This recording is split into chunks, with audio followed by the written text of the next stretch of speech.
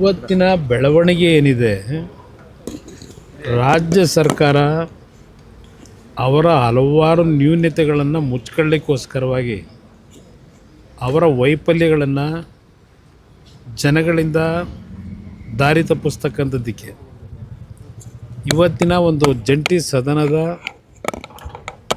ಅಧಿವೇಶನ ಏನಾಗಬೇಕಾಗಿತ್ತು, ಈ ಸರ್ಕಾರದ ಸಣ್ಣತನದ ನಡವಳಿಕೆಗಳಿಂದ ಇವತ್ತು ಇಂಥ ಒಂದು ಪ್ರಕರಣ ಕರ್ನಾಟಕದಲ್ಲಿ ಮೊದಲನೇ ಬಾರಿಗೆ ಆಗಿದೆ. ಪದೇ ಪದೇ ಬೀದಿನಲ್ಲಿ ಚರ್ಚೆ ಮಾಡ್ತಂಥ ವಿಷಯಗಳನ್ನು ಈ ಸರ್ಕಾರದ ಮಂತ್ರಿಗಳು, ಮುಖ್ಯಮಂತ್ರಿಯಿಂದ ಸಮೇತ ಇವತ್ತು ಅದನ್ನು ರಾಜ್ಯಪಾಲರ ಮುಖಾಂತರ ವಿಧಾನಸಭೆಯಲ್ಲಿ ಇಳಿಸಬೇಕು ಜಂಟಿ ಅಧಿವೇಶನದಲ್ಲಿ ಅಂತೇನು ಹೊರಟರು. ಅದರ ಹಿನ್ನೆಲೆಯಲ್ಲಿ ಈ ಒಂದು ಪ್ರಕರಣ ಇವತ್ತು ರಾಜ್ಯದಲ್ಲಿ ಪ್ರಥಮ ಬಾರಿಗೆ ನಮ್ಮ ಸಂವಿಧಾನದ ಚೌಕಟ್ಟಿನ ವಿಧಾನಸಭೆಯಲ್ಲಿ ನಡೆದಿದೆ. ಇದರ ಒಟ್ಟಾರೆ ಸಾರಾಂಶ, ಈ ಸರ್ಕಾರಕ್ಕೆ ಇವರ ಹಲವಾರು ತಪ್ಪುಗಳನ್ನು ಮರೆಮಾಚೋಕ್ಕೋಸ್ಕರವಾಗಿ ಈ ಒಂದು ಜಂಟಿ ಅಧಿವೇಶನವನ್ನು ದುರುಪಯೋಗಪಡಿಸ್ಕೊಳ್ಳಿಕ್ಕೆ ಹೊರಟಿದ್ದಾರೆ.